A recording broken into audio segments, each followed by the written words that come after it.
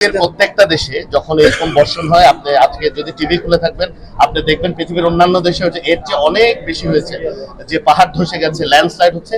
এটা একটা ন্যাচারাল ফিনোমেনা। আপনি তো প্রকৃতির বিরুদ্ধে যুদ্ধ করে টিকতে পারবেন না, এরপরও যতটুকু সুরক্ষিত রাখা যায় আমরা সর্বোচ্চ চেষ্টা করব। টানা ভারী বর্ষণ ও পাহাড়ি ঢলের সার্বিক পরিস্থিতি পর্যবেক্ষণ এবং দুর্গত মানুষের হস্তবল লেভেলাই বুধবার রাত 9:30টার দিকে চট্টগ্রাম মতন রাঙ্গামাটি ফৌসাই পার্বত্য চট্টগ্রাম বিষয়ক প্রতিমন্ত্রী মীর হেলাল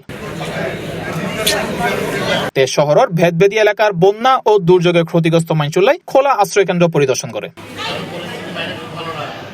এই সময় প্রতিমন্ত্রী দুর্গতকলের মাঝে ত্রাণ সামগ্রী ও খাবার বিতরণ করে এবং তারা প্রয়োজনীয় সহায়তার বিষয়ে হস্তবল লয়।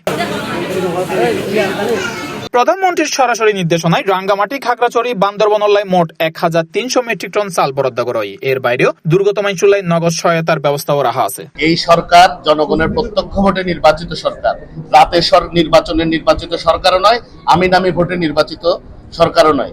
আমরা সকালে মাননীয় প্রধানমন্ত্রীর সাথে বৈঠক করার পরেই ওনার সরাসরি নির্দেশনা পেয়ে আমি আজকে এখানে এসেছি এবং আজকেই 1300 মেট্রিক টন, রাঙ্গামাটির জন্য 500 মেট্রিক টন, খাগড়াছড়ি এবং বান্দরবানের জন্য 400 মেট্রিক টন করে ইনিশিয়ালি বরাদ্দ দেওয়া হয়েছে। প্রয়োজন আরো দেওয়া হবে এবং জেলা প্রশাসনকেও অতি শীঘ্রই মাননীয় প্রধানমন্ত্রীর পক্ষ থেকে আরো কিছু আর্থিক অনুদান দেওয়া হবে, যাতে, কারণ এখন চাল পর্যাপ্ত আছে, আমার মনে হয় কিছু আর্থিক সাহায্য করতে পারলে সুবিধা হবে, এগুলো দিচ্ছে।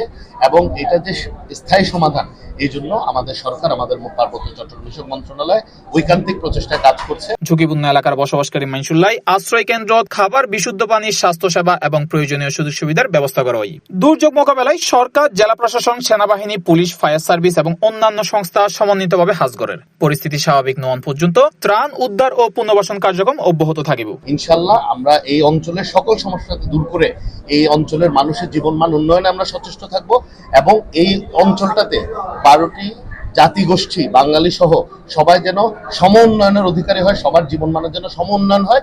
ইনশাআল্লাহ সেই আমাদের মাননীয় প্রধানমন্ত্রী জনাব তারেক রহমানের যে রংধনু জাতি গঠনের যে প্রত্যয়, সেটা আমরা ইনশাআল্লাহ বাস্তবায়ন করব। প্রতিমন্ত্রী গণমাধ্যমের প্রতি আহ্বান করিয়ে জানাই জনগণের সচেতন করিবার লাই সংবাদ মাধ্যমের ভূমিকা অত্যন্ত গুরুত্বপূর্ণ। ইন্দি জেলা প্রশাসনের সূত্রে জানা গিয়ে আবহাওয়ার পরিস্থিতি নিবিড়ভাবে পর্যবেক্ষণ করার নতুন করে হনমিককে পাহাড় ধস বা বন্যা ঝুঁকি দেখা দিলে দ্রুত প্রয়োজনীয় ব্যবস্থা গ্রহণ করা হইব। C+ TV, Chittagong.